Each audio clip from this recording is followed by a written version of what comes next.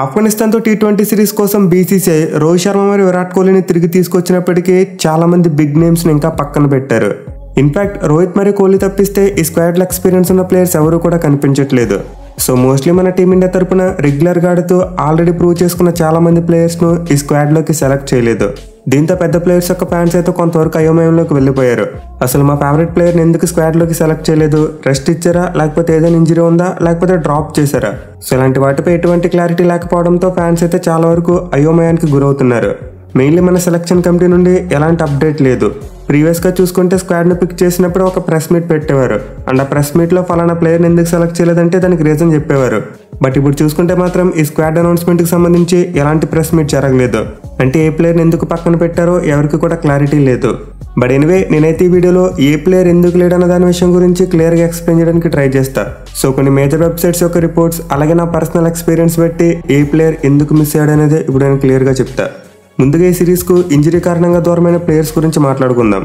So మనందరికీ తెలిసిందే both Hardik Pandya మరియు సూర్యకుమార్ యాదవ్ వీళ్ళిద్దరికి కూడా యాంకిల్ ఇంజరీస్ ఉన్నాయి అండ్ దీనివల్లే వీళ్ళిద్దరిని సిరీస్ కోసం సెలెక్ట్ చేయలేదు. ఇక మరో ఇంజరీ ప్లేయర్ విషయానికి వస్తే రుతురాజ్ గైక్వాడ్, ఇతనికి కూడా ఒక ఇంజరీ ఉంది.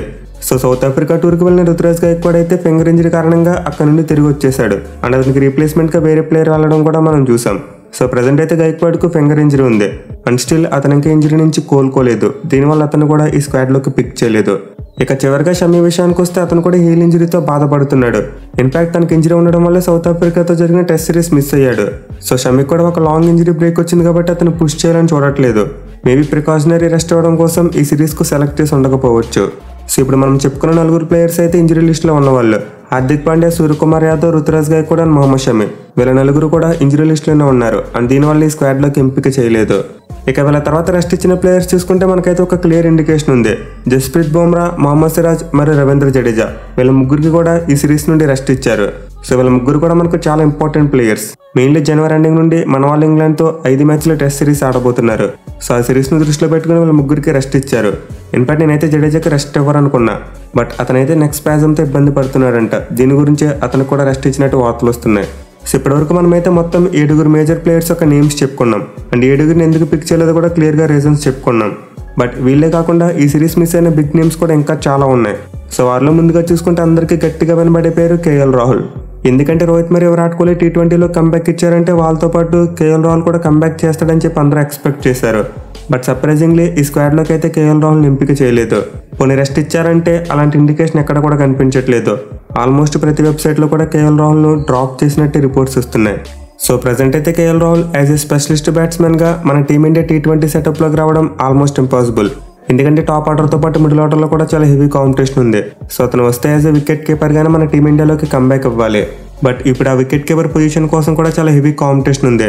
ఆల్మోస్ట్ 3 to 4 ప్లేయర్స్ ఆ వికెట్ కీపర్ స్పాట్ కోసం రేస్లో ఉన్నారు. సో ప్రజెంట్ అయితే కేఎల్ రాహుల్ను టీ20 ఫార్మాట్ కోసం కన్సిడర్ చేయట్లేదు. ఒకవేళ కన్సిడర్ చేస్తుంటే ఖచ్చితంగా ఈ టీ20 సిరీస్లోకి ఎంపిక చేసి ఉండేవారు. బట్ ఎనివే కేఎల్ రాహుల్కు కంప్లీట్గా డోర్స్ క్లోజ్ అయిపోయాయని చెప్పడానికి లేదు. ఒకవేళ అతను ఐపీఎల్లో బాగా రాణిస్తే టీ20 వరల్డ్ కప్లో ఆడే అవకాశాలు ఉంటాయి. ఎందుకంటే ఇప్పుడున్న వికెట్ కీపర్స్లో కన్ఫామ్గా ఈ ప్లేయర్ మనకి ఫ్రంట్ లైన్ కీపర్ అని చెప్పడానికి లేదు. కొన్ని సిరీస్లో ఏమో వికెట్ కీపర్గా ఇషాన్ కిషన్ ట్రై చేశారు, ఇంకొన్ని సిరీస్లో జితేష్ శర్మను ఆడించారు. మళ్ళీ ఇప్పుడేమో స్కీమ్ ఆఫ్ థింగ్స్లోకి సంజు శాంసన్ తీసుకొచ్చారు. So last year Asia cup ముందు వరకు మన టీమిండియా వన్డే వికెట్ కీపర్ విషయంలో ఎలాంటి కన్ఫ్యూజన్ ఉందో ఇప్పుడు కూడా అలాంటి కన్ఫ్యూజన్ ఉంది. ప్రజెంట్ పర్టికులర్గా ఈ వికెట్ కీపర్ మనకి ఫ్రంట్ లైన్ వికెట్ కీపర్ అని చెప్పడానికి లేదు. లాస్ట్ మూమెంట్లో మారిపోవచ్చు.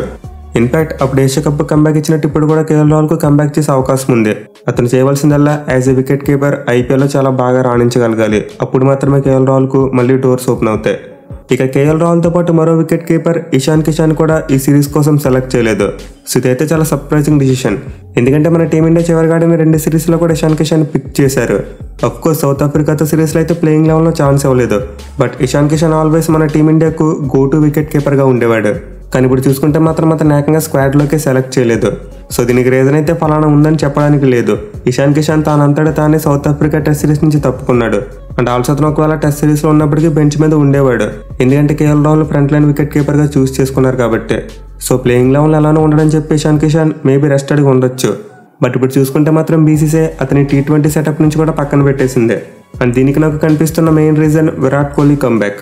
ఎందుకంటే మనం ముందు నుంచే చెప్పుకుంటున్నాం ఇషాన్ కిషన్ ఒక టాప్ ఆర్డర్ ప్లేయర్. అతను వికెట్ కీపర్గా ఆడితే టాప్ ఆర్డర్లోనే ఆడాలి. అండ్ ఆస్ట్రేలియాతో జరిగిన సిరీస్లో ఎగ్జాక్ట్లీ అదే జరిగింది. ఇషాన్ కిషన్ టాప్ ఆర్డర్లోనే బ్యాటింగ్ చేశాడు. బట్ ఇప్పుడు చూసుకుంటే విరాట్ కోహ్లీ నెంబర్ 3 స్పాట్లో ఆడేందుకు తిరిగి కంబ్యాక్ చేశాడు. అలాగే రోహిత్ శర్మ కూడా ఓపెనర్గా తిరిగి వచ్చేశాడు. సో వీళ్ళిద్దరూ రావడం వల్ల ఇప్పుడు ఇషాన్ కిషన్కు టాప్ ఆర్డర్లో ఆడే ఛాన్సే లేదు. అట్ ది సేమ్ టైం అతనికి T20 ఫార్మాట్లో మిడిల్ ఆర్డర్లో అంత మంచి రికార్డు లేదు. సో ప్రజెంట్ మన టీం అనే స్ట్రక్చర్ ప్రకారం చూసుకుంటే ఇషాన్ కిషన్ లాంటి వికెట్ కీపర్ అవసరం లేదు. మనకి మోస్ట్లీ మిడిల్ ఆర్డర్లో బ్యాటింగ్ చేయగలిగే వికెట్ కీపర్సే కావాలి. సో మేబీ ఈ రీజన్తో ఇషాన్ కిషన్ రాడార్ నుండి తప్పించి ఉండాలి.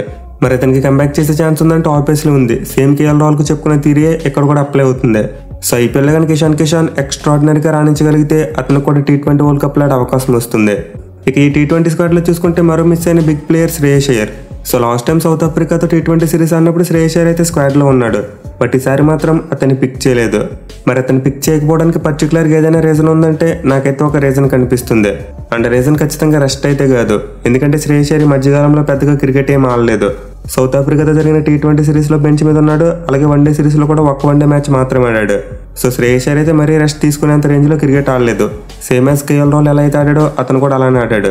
సో నాకు తెలిసి శ్రేయస్ అయ్యర్కి రెస్ట్ ఇచ్చి ఉండరు. మెయిన్లీ స్కై లాంటి పెద్ద ప్లేయర్ లేనప్పుడు ఖచ్చితంగా శ్రేయస్ అయ్యర్ను ఆ నెంబర్ 4 స్పాట్ కోసమైనా సరే సెలెక్ట్ చేసి ఉండాల్సిందే. బట్ అలా చేయలేదంటే శ్రేయస్ అయ్యర్ను డ్రాప్ చేశారని మనం అర్థం చేసుకోవాలి. ఇక ఇలా డ్రాప్ చేయడానికి నేను అనుకుంటున్న main reason Tilak Varma. So మన వాళ్ళైతే నెంబర్ 4 స్పాట్ కోసం తిలక్ వర్మను గ్రూమ్ చేస్తున్నారు. అండ్ దీనికి main obvious reason Tilak Varma part time bowling చేయగలడు. సో ప్రజెంట్ మన టీమిండియాగా టాప్ 6లో ఒక బౌలింగ్ ఆప్షన్ ఇవ్వగలిగే ప్లేయర్ ఖచ్చితంగా కావాలి. అండ్ ఆల్సో రోహిత్ మరియు కోహ్లీ తిరిగి వచ్చారు కాబట్టి ఒక లెఫ్ట్ హ్యాండ్ బ్యాట్స్మెన్ ఉన్నా కూడా మనకి చాలా మంచిగా ఉంటుంది. ఈవెన్ 6th బౌలింగ్ ఆప్షన్ కోసమే శివం దూబేని కూడా ఈ స్క్వాడ్లోకి పిక్ చేశారు. లేకపోతే అతను కూడా పిక్ చేసి ఉండకపోదును. సో ప్రజెంట్ ఉన్న పరిస్థితిలో శ్రేయస్ అయ్యర్కు యాజ్ ఏ స్పెషలిస్ట్ బ్యాట్స్మెన్గా ఆడే అవకాశమే లేదు. మెయిన్లీ స్కై తిరిగి వచ్చాడంటే ఖచ్చితంగా T20 వరల్డ్ కప్లో అతనే ఆడతాడు. అంటే అతనికి బ్యాకప్గా మన వాళ్ళు తిలక్ వర్మ లాంటి ప్లేయర్ను రెడీ చేస్తున్నారు. సో వీటన్నింటి బట్టి చూసుకుంటే శ్రేయస్ అయ్యర్ కూడా T20 వరల్డ్ కప్లోకి సెలెక్ట్ అవ్వడం చాలా కష్టమైన విషయమే. ఈవెన్ ఒకవేళ అతను ఐపీఎల్లో బాగా రాణించి వరల్డ్ కప్ స్క్వాడ్లోకి సెలెక్ట్ అయినా ప్లేయింగ్ లెవెల్లో ఉండడం ఆల్మోస్ట్ ఇంపాసిబుల్. ఎందుకంటే స్కై మీద హార్దిక్ పాండ్యా తిరిగి వస్తే వాళ్ళు ఖచ్చితంగా 4 and 5లో ఆడతారు. అండ్ నెంబర్ 6లో మోస్ట్ లైక్లీ ఒక వికెట్ కీపర్ ఆడే అవకాశాలు ఎక్కువగా ఉన్నాయి. సో ప్రజెంట్ శ్రేయస్ అయ్యర్కి అయితే మన టీమిండియా T20 ప్లేయింగ్ లెవెల్లోకి రావడం ఆల్మోస్ట్ ఇంపాసిబుల్. అతను రాగలిగితే ఒక బ్యాకప్ ప్లేయర్గానే కంబ్యాక్ చేయగలగాలి. అది కూడా ఐపీఎల్లో బాగా రాణిస్తేనే పాసిబుల్ అవుతుంది. ఇక ముగ్గురితో పాటు మిస్ అయిన మరో పెద్ద player Deepak Chahar. So south ఆఫ్రికాతో జరిగిన T20 సిరీస్ కోసం అయితే దీపక్ చహర్ని పిక్ చేశారు. బట్ అతనైతే పర్సనల్ రీజన్స్ కారణంగా వెళ్ళలేదు.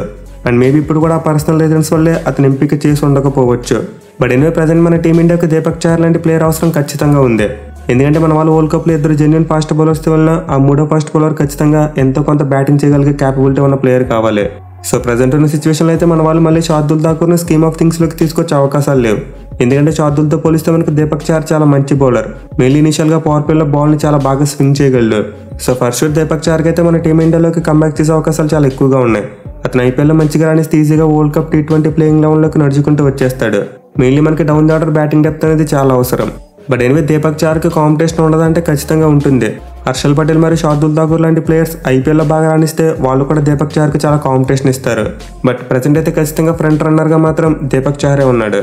సో ఆఫ్ఘనిస్తాన్తో జరిగే T20 సిరీస్ కోసం సెలెక్ట్ చేసిన స్క్వాడ్లో మిస్ అయిన 4 బిగ్ నేమ్స్ అయితే ఇవి. ఒక పర్టిక్యులర్ వాల్యూడ్ రీజన్ లేకుండా మిస్ అయిన బిగ్ ప్లేయర్స్ అయితే వీళ్ళు. ఇక వీళ్ళతో పాటు కొంతమంది అయితే కామెంట్ సెక్షన్లో అడిగారు యజ్వేందర్ చహల్, శార్దుల్ ఠాకూర్ మరియు భువనేశ్వర్ కుమార్ ఈ ముగ్గురు ఎందుకు సెలెక్ట్ చేయలేదని చెప్పి.